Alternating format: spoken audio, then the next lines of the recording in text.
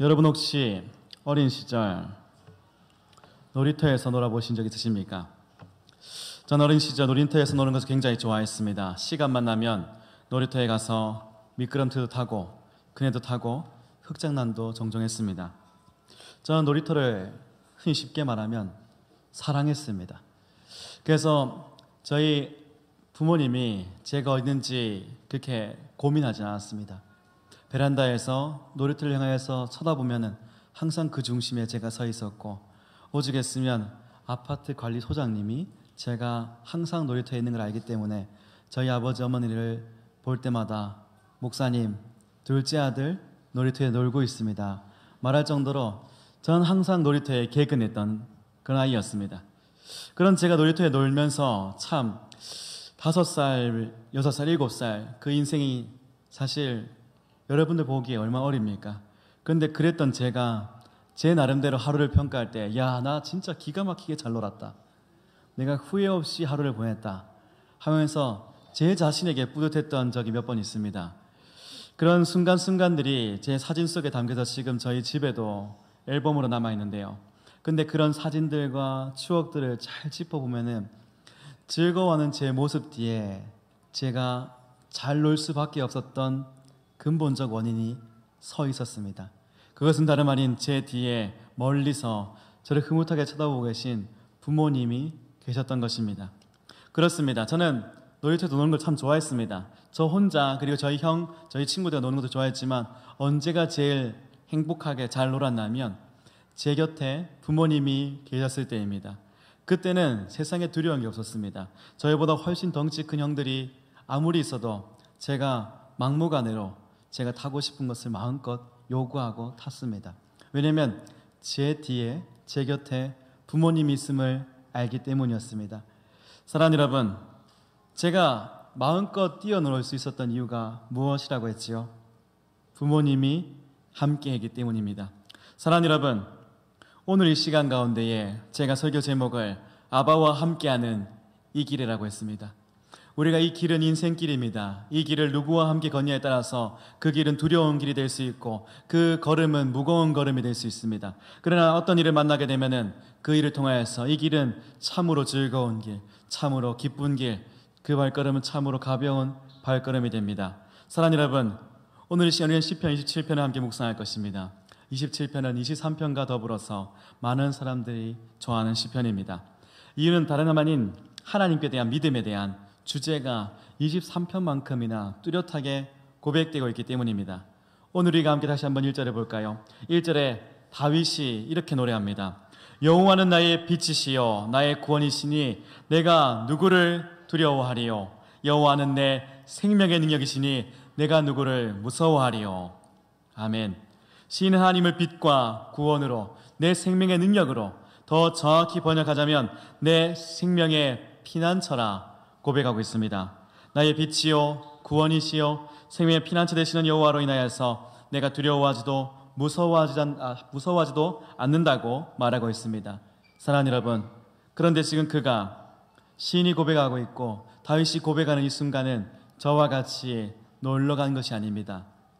그가 지금 처해 든 상황은 다름 아닌 자신의 원수들이 자기를 덮치기 위해서 군사를 이끌고 전쟁을 일으키고 있는 상황입니다. 혹 어떤 성경학자는 이렇게 말합니다.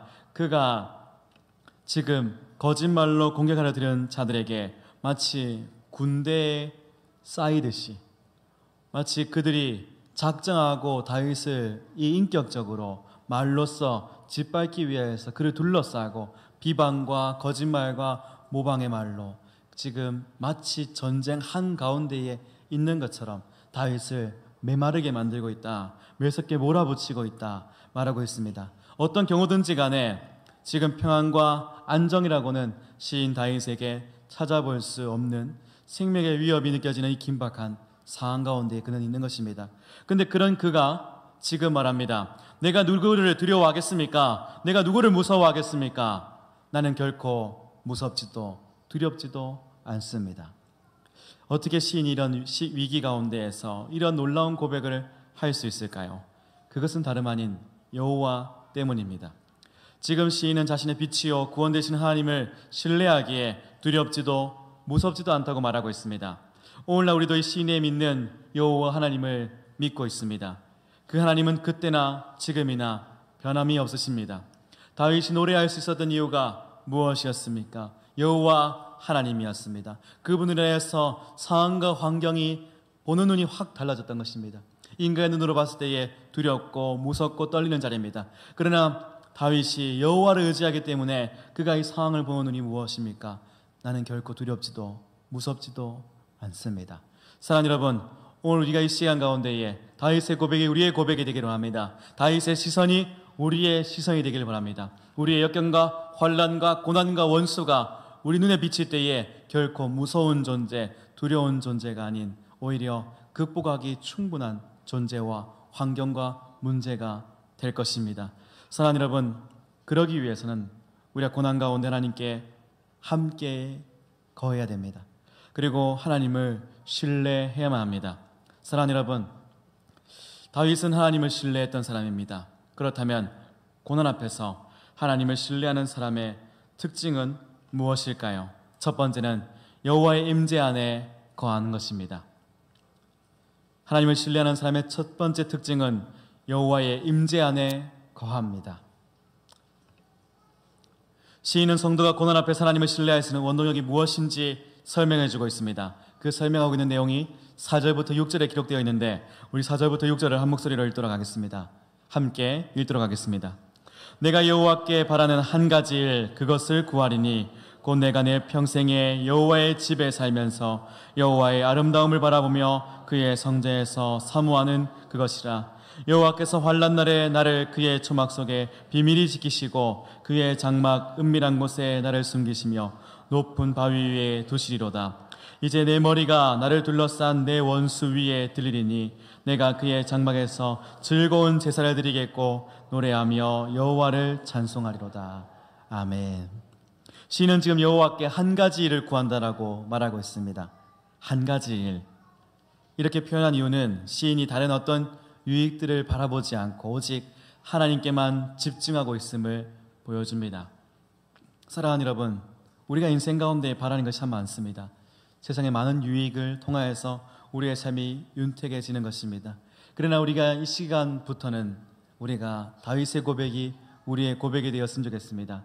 내가 바라고 사모하는 그 한 가지 일, 그것을 구합니다. 그것은 다름 아닌 여호와의 집에 살면서 여호와의 아름다움을 바라보며 그의 성전을 사모하는 것이다. 우리가 환난과 문제 가운데에서 세상의 유익을 구하기보다 하나님의 아름다움을 구하는 우리가 되었으면 좋겠습니다. 사랑하는 여러분, 이 한 가지 일은 다른 어떤 유익을 바라보지 않고 하나님만 집중하겠다는 것입니다. 다윗의 이 삶의 가장 한 부분을 좀 비춰보고 싶습니다. 다윗이 왕으로서 기름 부음 받고 바로 왕이 되었습니까? 아니지요. 그의 삶은 어땠습니까? 그의 인생은 쫓겼습니다. 그가 특별히 사울에게 쫓길 때의 상황을 우리가 생각해 보길 바랍니다. 다윗은 늘 쫓기고 불안한 가운데 살아야만 했었습니다. 언제 사울의 위협이 그의 창끝이 다윗을 향해 날아올지 모르는 상황이었습니다. 근데 지금 다윗이 그런 상황 가운데에서 기도한다면 어떤 기도를 하겠습니까? 하나님, 빨리 가족들 좀 만나고 싶습니다. 집에 돌아가서 평안히 쉬고 싶습니다. 하나님께서 나를 머리 위에 기름 부으셨는데 속히 왕이 되었으면 좋겠습니다. 이 문제가 속히 해결되었으면 좋겠습니다. 이런 기도를 드려야 전상 아니겠습니까? 근데 시편 27편대로라면 그가 이런 고백하는 것입니다. 하나님, 가족들이 보고 싶고 가족들을 만나 평안을 누리고 싶습니다.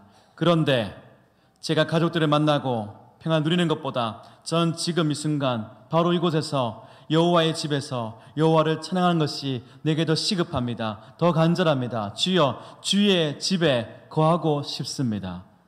이것이 지금 다윗의 고백인 것입니다. 나의 만족과 유익이 아니라 하나님의 집에 거하는 것, 그것만을 내가 구하겠습니다. 내 가족들과의 만남과 유익과 평안과 안정은 내가 생각하고 싶지 않습니다. 지금은 하나님만 생각합니다. 사랑하는 여러분, 시인이 그토록 바라는 일, 여호와의 집에서 여호와의 아름다움을 바라보고 그의 성전을 사모하는 그 일, 그것은 우리에게 참으로 복된 의미를 가져옵니다. 여기서 주의 아름다움이라 할 때 아름다움은 번역하면 원래 의미로는 기쁨과 은혜로움입니다. 이는 하나님의 선하심과 그 성품 그리고 그가 베풀어 주시는 은혜의 표현인 것입니다. 우리가 하나님의 성품과 그 주시는 은혜를 바라볼 때에 우리가 아름답다 고백하게 되는 것입니다. 하나님의 그 영광만 바라봐도 내 지금 상황과 환경이 다 잊혀지고 우리 입술로 고백되는 것이 오 주여 주의 영광이 왜 이렇게 아름다운지요. 우리 삶의 문제는 다 잊혀지는 것입니다. 주의 그 은혜로움, 그 아름다움에 덮여져 사라지는 것입니다. 사랑하는 여러분, 사모하다는 말은 묻다, 구하다는 의미입니다. 내가 여호와의 집에서 여호와의 아름다움을 바라보고 주의 성전 가운데에서 구한다. 이것만으로도 내 삶의 문제는 해결된다는 것입니다. 그 가운데 고난과 환경과 역경과 생명의 위협은 잊혀지고 사라지고 다시는 기억되지 않는다고 시인은 고백하고 있는 것입니다. 다시 말해 시인은 위기와 고난 가운데서도 하나님 안에서 하나님의 은혜로 인하여서 기뻐할 수 있다는 것입니다. 고난 가운데 하나님 앞에 나와 하나님의 뜻을 구하는 것이 최고이자 최선임을 고백하고 있는 것입니다. 이 고백이 우리의 고백이 되길 바랍니다. 고난 가운데 하나님 앞에 나와 하나님의 뜻을 구하는 것이 우리 인생 최고의 선택이자 최선의 선택임을 우리가 믿으시길 바랍니다. 이어서 5절과 6절은 이렇게 말합니다. 여호와의 집에 들어온 시인을 하나님께서는 대체 어떻게 보호하시는가? 그 보호를 우리에게 말해주고 있습니다. 여호와의 집, 이 여호와의 집은 5절에서 세 가지 표현으로 바뀝니다. 초막과 장막과 높은 바위입니다. 이 세 가지 모두 다 환난으로부터 숨겨주시고 지키시는 여호와 하나님을 보여주고 있습니다. 그렇지만 이 초막과 장막과 이 피할 높은 바위는 의미가 점점 확장되어지는 것입니다. 먼저 초막은 1차적인 의미입니다. 말 그대로 천막, 덮개입니다. 여러분, 천막, 덮개는 어떻습니까? 임시막사입니다. 그냥 뼈대를 세우고 그 위에 천을 덮는 것입니다. 근데 그 덮는 것만으로도 어떻습니까? 우리가 한낮의 더위를 피할 수 있습니다. 그리고 한밤의 추위로부터 우리가 보호를 받을 수가 있습니다. 나그네에게는 쉬는 곳이 될 것이며 외부로부터는 보호받을 수 있는 보호 장소가 되는 것입니다. 근데 이것이 점점 확장되어서 장막으로 발전합니다. 장막은 임시 거처가 아닙니다. 장막의 핵심은 바로 누가 계시냐는 겁니까? 하나님이 그 가운데 계신다는 것입니다. 장막 가운데는 하나님께서 계십니다. 그래서 하나님께서는 그 안에 들어온 자들을 단순히 더위와 추위로부터 보호하는 것이 아니라 그의 인생에 보호막이 되시는 것입니다. 그 인생의 보호막 되시는 장막 되시는 하나님이 더 확장된 의미로 고백되어집니다. 높은 바위입니다. 아무도 뚫을 수 없는 요새 같은 바위, 그것이 우리 하나님의 보호라는 것입니다. 사랑하는 여러분, 혹시 설악산을 가보셨습니까? 설악산에 유명한 바위가 있지요. 흔들바위 말고 거대한 바위인데 우리가 전래동화에서는 12,000봉에 들지 못한 슬픈 바위로 불립니다. 어떤 바위가 있지요? 네, 울산바위가 있습니다. 혹시 직접 가셔서 보신 분이 계십니까? 어떻습니까? 저는 제가 대학생 1학년 때 가서는 너무 놀랐습니다. 엄청나게 웅장해 보이는 겁니다. 제가 감탄을 금치 못했습니다. 근데 제가 이 말씀을 준비하면서 돌아보니 제가 봤던 그 울산바위, 그 바위가 만약에 하나님이 지키시는 바위보다 작다 생각하니까 그럼 대체 하나님의 보호심은 얼마나 큰 것일까 묵상하게 되었습니다. 사랑하는 여러분, 하나님은 우리 산에 있는 그 울산바위, 그건 비교할 수가 없습니다. 여기서 말하는 높은 바위는 어떤 것이냐면요, 원수가 바라봐도 내가 보이지 않는 겁니다. 바위밖에 보이지 못하는 겁니다. 더 이상 원수가 나를 치려고 해도 나를 발견할 수가 없고, 나를 찔러 쪼개려고 해도 바위 때문에, 그 높은 바위 때문에 찾지도 공격하지도 못한 채 그저 바라만 볼 수밖에 없는 상태가 되는 것입니다. 사랑하는 여러분, 우리 하나님께서는 우리를 원수 가운데서 보호하실 때 언제 어디까지 보호하시냐? 원수가 우리를 치지도 못할 정도로 높이신다는 것입니다. 사랑하는 여러분, 우리가 원수에게 쫓길 때 하나님을 의지하지 않고 우리 홀로 그 길을 걸어갈 때에 우리는 원수가 뒤에서 닥쳐올 때에 그가 창만 내밀면 찔릴 수밖에 없었습니다. 그는 넘어진 우리를 위에서 아래로 쳐다보는 상황이었습니다. 그러나 우리가 주에 의지하고 주를 의지하며 주의 보호 아래에 있을 때에 우리의 상황은 바뀝니다. 우리가 높은 바위 위에서 우리의 원수를 내려다봅니다. 아무것도 하지 못한 채 주저하고 망설이고 헤매고 있는 원수를 우리가 지켜보는 것입니다. 우리가 공격할 필요가 있습니까? 우리가 칠 필요가 있나요? 없습니다. 그저 우리는 높은 바위 위에서 바라볼 뿐입니다. 원수들은 그 반대가 되겠지요. 우리를 우러러 볼 수밖에 없는 것입니다. 우리의 인생이 그렇습니다. 하나님의 인지 안에 있을 때에 고난은 우리를 더 이상 내려다볼 수 없습니다. 우리가 고난을 내려다보고 그것을 거뜬히 넘어설 수 있는 것입니다. 사랑하는 여러분, 우리나라는 산이 참 많습니다. 우리 부산에는 산과 언덕이 참으로 많지요. 우리의 소원이 무엇입니까? 평지에 살아봤으면. 아니신가 보군요. 저는 좀 소망합니다. 근데 우리나라는 산이 많습니다. 부산에는 특히 산을 더 가까이서 볼 수 있죠. 그런데 그렇기에 산을 바라보면서 우리는 계절의 변화를 늘 민감하게 바라볼 수가 있습니다. 우리나라는 특별히 또 사계절이 더 뚜렷하지요. 요 며칠 태풍 영향으로 비가 많이 내렸습니다. 습하고 더운 가운데에서 우리가 참 많은 시간들을 보내고 있죠. 근데 사랑하는 여러분, 이 무더위가 지나고 나서 찾아오는 계절이 무엇입니까? 가을이지요. 산에 가을이 오고 있음을 아는 것이 무엇입니까? 울긋불긋 단풍해지지요. 그렇습니다. 근데 그 아름다운 단풍과 더불어서 여름 때까지는 잘 보이지 않던 어떤 플랜카드가 산에 걸리게 됩니다. 그 안에 무엇이라 쓰여 있겠습니까? 산불 조심. 왜 봄, 여름까지는 잘 보이지 않다가 이 가을, 겨울에 산불 조심이라는 플랜카드를 걸고 사람들에게 경고를 할까요? 그것이 무엇입니까? 봄과 여름 때는 이 나무와 식물의 수분이 충분하기에 불이 붙어도 금방 꺼지게 됩니다. 일부가 타도 다시 회복을 하지요. 근데 가을부터는 슬슬 이제 습도가 낮아지고 이제 그곳에 수분이 부족해집니다.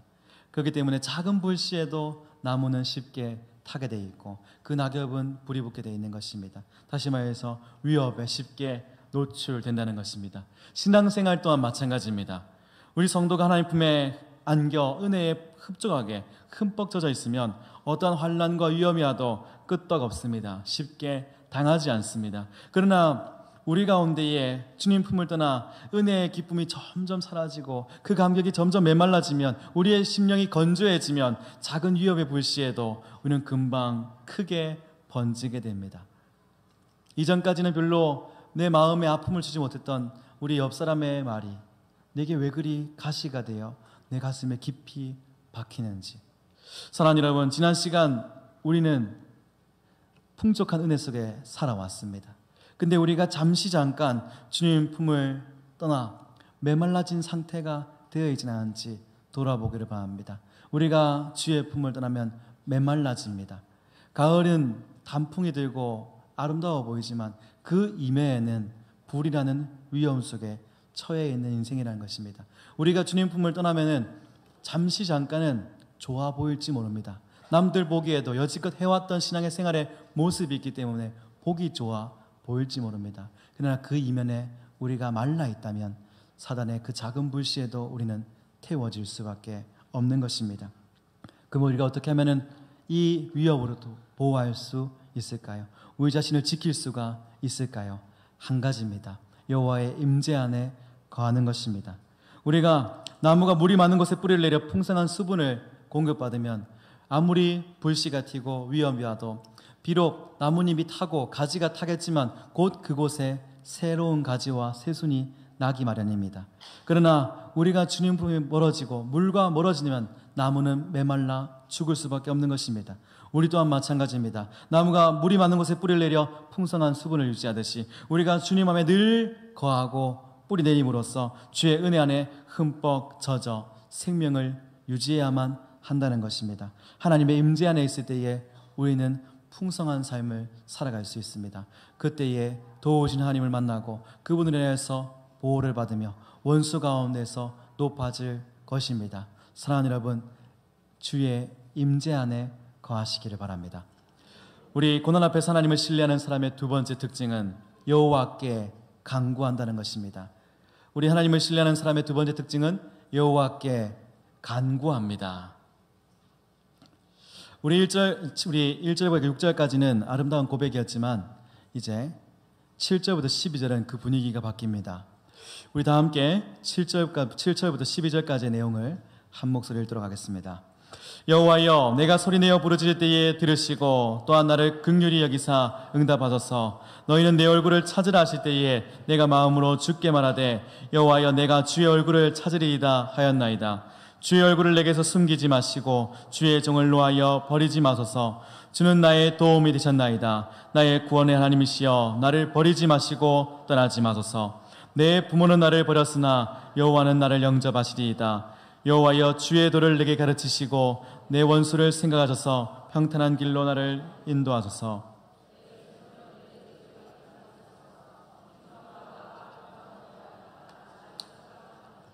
아멘. 우리 7절부터 12절은 하나님을 향한 시인의 타는 간구입니다. 7절은 전형적인 탄원시의 형식입니다. 여호와여, 제가 소리를 부르짖습니다. 긍휼히 여기시고 들으소서 라는 말로 하나님께 부르짖고 있습니다. 8절부터 10절까지 세 절을 통하여서 시인은 여호와께 간구합니다. 본문의 핵심은 너희는 내 얼굴을 찾으라 하는 여호와의 말씀입니다. 그리고 그에 따른 반응입니다. 네, 제가 주의 얼굴을 찾겠습니다. 이것이 바로 이 7절부터 12절까지의 핵심이고, 어떻게 보면은 이 27편의 전반부의 핵심입니다. 너희는 내 얼굴을 찾으라는 이 말씀에 대해서 칼빈은 이것은 하나님과 시인, 이 두 사람 간의, 이 두 존재 간의 상호 간의 대화로서 하나님께서 친절하게 팔을 활짝 펼치시고 내 얼굴을 찾으라는 은혜로운 초청을 하고 있는 것이고, 시인은 이제 달려가 그 품에 안기며 예, 제가 주의 얼굴을 찾겠습니다라는 이런 상호간의 대화, 상호간의 스킨십이라고 말하고 있습니다. 이 본문의 표현과 방식은 우리에게 참 은혜가 됩니다. 하나님께서 우리를 외면하시는 것이 아니라 우리가 주께 부르짖으며 주여 내 목소리를 들어주십시오, 내가 주를 찾겠습니다, 내가 주의 얼굴을 바라보겠습니다 할 때에 주님은 외면하시는 것이 아니라 우리에게 팔을 벌려 올 수 있도록 길을 열어주시고 왔을 때는 안아 주신다는 것입니다. 사랑하는 여러분, 11절부터 12절은 여호와께서 원수로부터 구해 주실 것을 간구하며 하나님께 자신의 길을 가르쳐달라는 신의 간절한 애타는 부르짖음을 보여주고 있습니다. 사랑하는 여러분, 특별히 시인이 자신을 대적들의 뜻에 맡기지 말아 주십시오 간구하는 데에서는 우리가 중요한 의미가 들어 있습니다. 자신을 대적들의 뜻에 맡긴다는 것은 곧 하나님의 뜻이 무너진다는 것을 의미합니다. 나는 하나님의 백성이지요. 그렇지요. 나는 하나님께서 보호하시지요. 그렇지요. 그렇다면 내가 대적들의 손에 놀아난다는 말은 하나님의 백성이, 하나님의 뜻이 대적들의 손에 놀아난다는 것이지요. 결코 그렇게 내버려두지 않으실 거죠 라는 하나님 앞에서의 고백인 것입니다. 이 6절에 했다는 간구의 단연 핵심은 10절입니다. 부모의 사랑보다 더 큰 사랑이 있음을 시인이 노래하고 있는 것입니다. 제가 서론에 부모님을 얘기했었지요. 어린 시절 저는 부모님을 제 마음속에 슈퍼맨, 슈퍼우먼으로 믿고 지금까지도 살아오고 있습니다. 저희 아버지는 목수의 아들이셨습니다. 손재주가 정말 좋으셨습니다. 저희 아버지께 모든 물건을 들고 가면 다 고쳐지는 겁니다. 그래서 저는 저희 아버지가 너무 멋있었습니다. 영혼도 고치고 내 물건도 고치고 진짜 고침에 능하신 분이시구나라고 저는 생각했었습니다. 저희 어머니도 제가 어려울 때마다 늘 도와주시는 저에게는 영웅 같은 분들이셨습니다. 그런데 제가 시간이 지나고 나이를 먹어가며 자라가면 자라갈수록 저희 부모님이 저를 향하여서 해결해 주시는 문제가 점점 적어짐을 경험하게 되었습니다. 여러분 또한 마찬가지 아닙니까? 분명 우리는 어린 시절 하나님의 은혜를 받으면서 부모님의 사랑을 통하여서 자라왔습니다. 부모님을 통하여서 모든 문제를 해결할 수 있었습니다. 그런데 시간이 지나고 보니 부모님을 통하여서 해결할 수 없는 문제들이 점점 늘어가고 나 또한 우리 부모님의 문제를 해결할 수 없어지고 있는 것이 우리의 삶의 상황인 것입니다. 사랑하는 여러분, 때로는 우리의 인생 가운데서 우리의 사랑하는 부모님이 내게 등을 돌릴 문제 앞에 처하게 됩니다. 사랑하는 친구가 나로부터 등을 돌리고 우리를 외면하는 순간이 찾아오기도 한다는 것입니다. 사랑하는 여러분, 정말 사랑하는 부모님조차 내게서 등을 돌려 버릴 수가 있습니다. 그러나 우리 하나님은 그렇지 않습니다. 부모님보다 더 큰 사랑이 우리 가운데 있는 것입니다. 우리를 버리지도 않습니다. 우리를 외면하지도 않습니다. 우리가 부모로부터 버림받았을 때에, 친구로부터 외면당했을 때에, 세상에 치여 상처받고 아파하며 그 누구도 나를 도울 자가 없이 슬퍼 주저앉아 있을 때에 우리 하나님은 우리를 품에 안으십니다. 우리 하나님은 우리가 간절히 외칠 때에 그분의 등을 보여주시는 것이 아니라 그분의 얼굴을 보여주십니다. 그리고 우리를 안으시고 우리에게 말씀하십니다. 내 얼굴을 찾으라. 다시 말하면 이것입니다. 아들아, 딸아, 고개를 들어 나를 봐라. 내가 네 앞에 있다. 사랑하는 여러분, 지금 고난 가운데 계십니까? 너무 아픈데 누구한테 말해야 할지 정말 고민하고 계십니까? 인간에게 말할 수 없는 문제 때문에 고민하고 고난 가운데에 점점 삶의 희망을 잃어만가고 계십니까? 하나님을 찾으시기 바랍니다. 하나님이 지금 여러분 앞에 계십니다. 외면하지 않으십니다. 팔을 벌려 안을 준비를 하고 계십니다. 말씀하십니다. 이제는 눈을 들어서 나를 봐라. 나와 얼굴을 마주치자. 아들아, 딸아, 내가 지금 너와 함께 있다. 사랑하는 여러분, 내 문제를 여지껏 해결해 오신 분이 누구신지를 다시 한번 바라볼 수 있기를 합니다. 내가 비참한 가운데 있을 때에 누가 나의 등을 토닥였습니까? 누가 그 찌어있는 무릎을 닦으시고 일으켜 주셨습니까? 사랑하는 여러분, 울어도 하나님 앞에서 울고 웃어도 하나님 앞에서 웃는 저와 여러분 되시기를 바랍니다. 주께 간구하며 부르짖을 때에 우리 주님은 절대 외면하지 않으십니다. 사랑하는 여러분, 고난 앞에서 하나님을 신뢰하는 세 번째, 이 마지막 특징은 바로 여호와의 구원을 항상 바라본다는 것입니다. 여호와의 구원을 항상 바라봅니다. 이제 시인은 노래의 피나레를 장식하고 있습니다. 13절과 14절입니다. 내가 산자들의 땅에서 여호와의 선하심을 보게 될 줄 확실히 믿었도다. 너는 여호와를 기다릴지어다. 강하고 담대하며 여호와를 기다릴지어다. 아멘. 사랑하는 여러분, 아버와 함께한 이 길 가운데에서 하나님을 신뢰하는 자의 특징은 바로 여호와의 구원을 항상 바라보는 것입니다.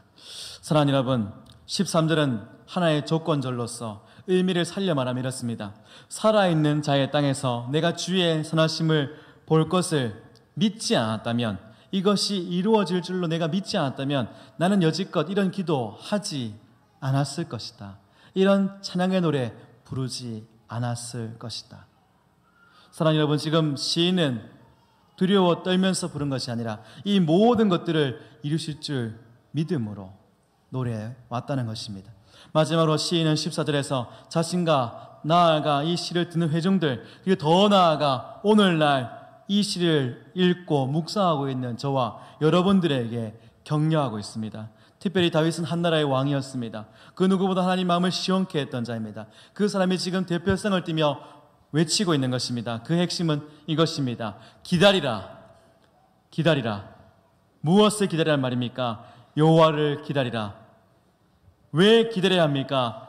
장차 여호와께서 우리를 모든 고난과 위협에서부터 구원해 주실 것이기 때문이다. 그렇다면 우리는 무엇을 해야 합니까? 힘들고 외롭고 두려운 이때에 오히려 강하고 담대하라. 다윗은 우리에게 자신이 깨달은 인생의 답을 고백하고 노래하고 있는 것입니다. 사랑하는 여러분, 혹시 칠흑같이 어두운 밤거리를 홀로 서 계신 적 있으십니까?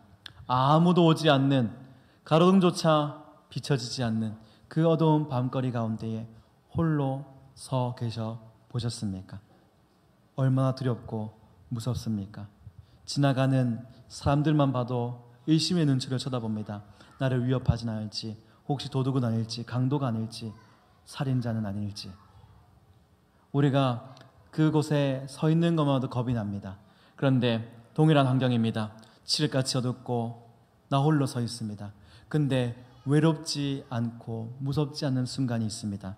그 순간은 저 길 끝에 부모님이 서 계신다는 것을 알 때입니다. 그리고 내 뒤에서 부모님이 따라올 때입니다. 똑같이 우리가 흑암 속에 걸어가고 있지만 부모님이 장차 나를 보호하시고 나를 이끄실 것을 알기 때문에 나를 품에 안고 아들아 괜찮다, 딸아 괜찮다 위로하고 품어줄 줄을 알기 때문에 우리는 그 길 한가운데 서 있어도 결코 두렵거나 외롭지 않습니다. 우리는 이겨낼 수 있는 것입니다. 사랑하는 여러분, 우리가 환난과 고통, 이 상황 가운데에서 우리가 주를 의지한다고 해서 그것이 단숨에 해결되진 않습니다. 우리의 인생은 마치 칠흑같이 어두운 길을 걸어가고 있는 상황 가운데 놓여 있을지도 모릅니다.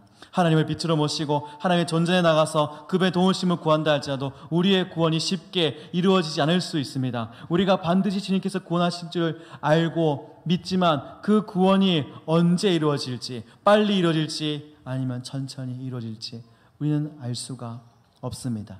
그러나 분명한 것은 무엇입니까? 주께서 반드시 우리를 구원하신다는 것입니다.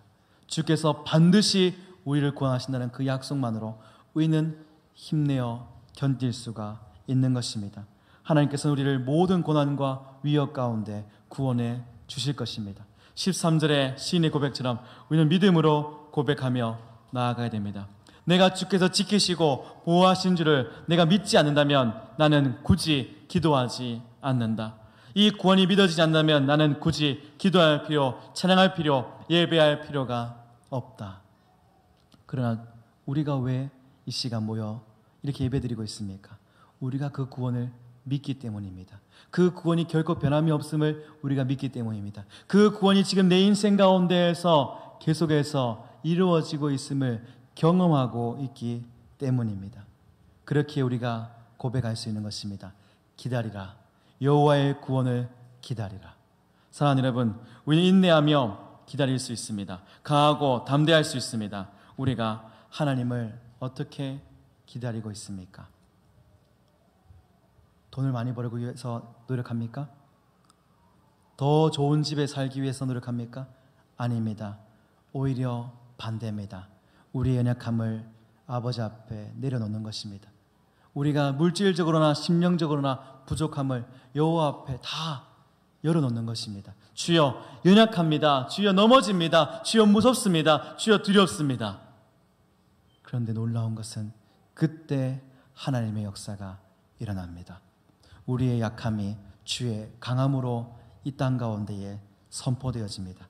사랑하는 여러분, 27편은 오늘날 살아가는 우리 그리스도인들에게 강한 교훈과 위로를 줍니다. 세상 가운데 온갖 모함과 죄의 유혹으로 인해서 고통당하고 위축되어 있는 우리에게 하나님은 빛이시요 구원이시라는 것입니다. 27편의 빛과 구원으로 고백된 하나님은 신약의 예수 그리스도로서 우리 가운데 임하셨고 지금도 진정한 구원을 이루시는 분이십니다.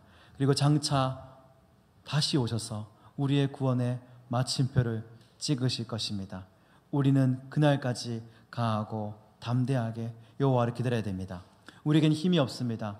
우리에게 능력이 부족합니다. 우리는 마음이 연약하고 여립니다. 그러나 걱정하지 마십시오. 로마서 8장 31절부터 39절까지 바울은 이렇게 말하고 있습니다. 하나님이 우리를 위하시면 누가 우리를 대적하리요? 누가 능히 하나님께서 택하신 자들을 고발하리요? 누가 우리를 그리스도의 사랑에서 끊으리요?